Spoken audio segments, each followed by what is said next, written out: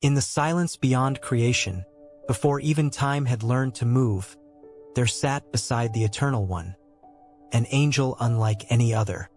His name was whispered by prophets, hidden in scrolls, feared by demons, and revered by the wise Metatron, the angel who sits beside God on the throne. He was not like the other messengers, nor the warriors of fire that guarded Eden's gate. He was a voice, the voice of the divine, the bridge between heaven's mystery and human understanding. And yet, few truly know his story. Few know how a mortal once walked the earth and became heaven's highest scribe. Before he was Metatron, he was Enoch, a man who walked with God, not through might, not through miracles, but through quiet obedience.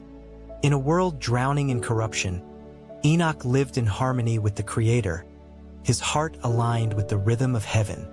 And then one day he was gone, not dead, not buried, but taken. They searched for him, and he was not found. That line, buried deep within Genesis, has stirred countless souls for millennia. How could a man vanish into the sky and never return? Where did he go? And why did God choose him? The ancient writings tell us Enoch was transformed, not destroyed, not erased, but elevated, reborn in glory as Metatron, the Prince of the Divine Presence. In the celestial hierarchy, there are angels of power, of judgment, of flame. But Metatron was something else. He was not merely a servant of God. He was the scribe of eternity, the one who writes the stories of men and the decrees of heaven. Every heartbeat, every prayer, every act of mercy, recorded by his shining hand in the book of life. They say his voice carries the echo of God's own words. When prophets heard the voice of the Lord, it was often Metatron who spoke.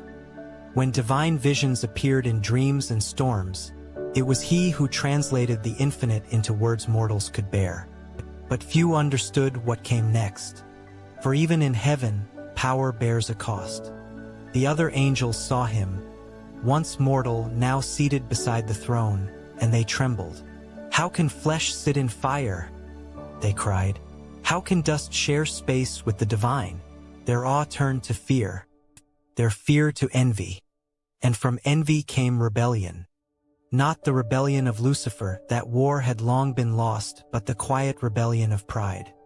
For Metatron's presence was a mirror, showing what angels could never be, and what man was destined to become.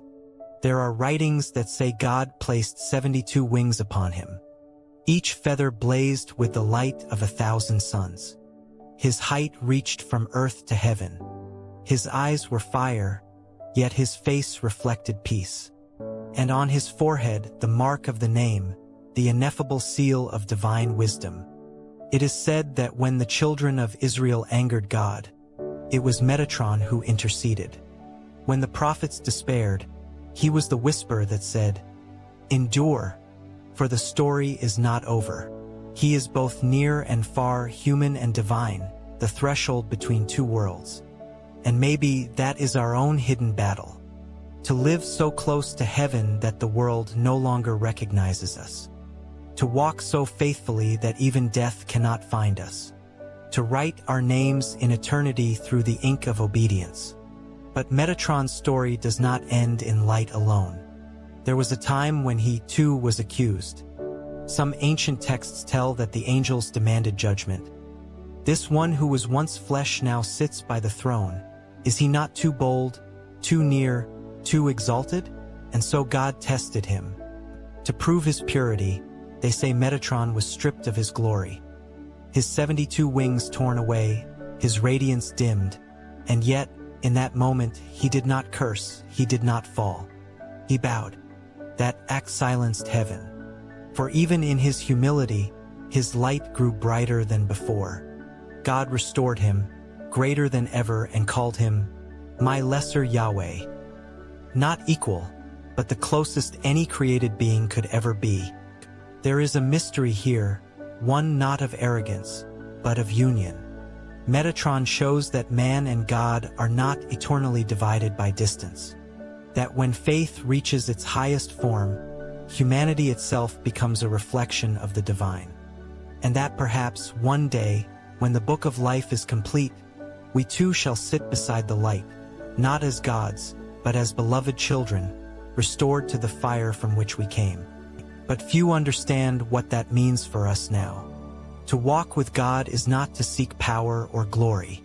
It is to listen when the world is loud, to write goodness when darkness demands rage, to rise when the soul is tired. That is the path of Metatron, not of flight, but of faith. And when your story feels forgotten, remember, there is an angel who records it. Every tear, every act of love, every small obedience. Nothing is lost, nothing unnoticed. Somewhere beyond the veil, a hand of light writes your name in gold. Maybe the secret of Metatron is not that he sits beside God, but that he teaches us how to walk so closely with him, heaven becomes our home before we ever leave the earth.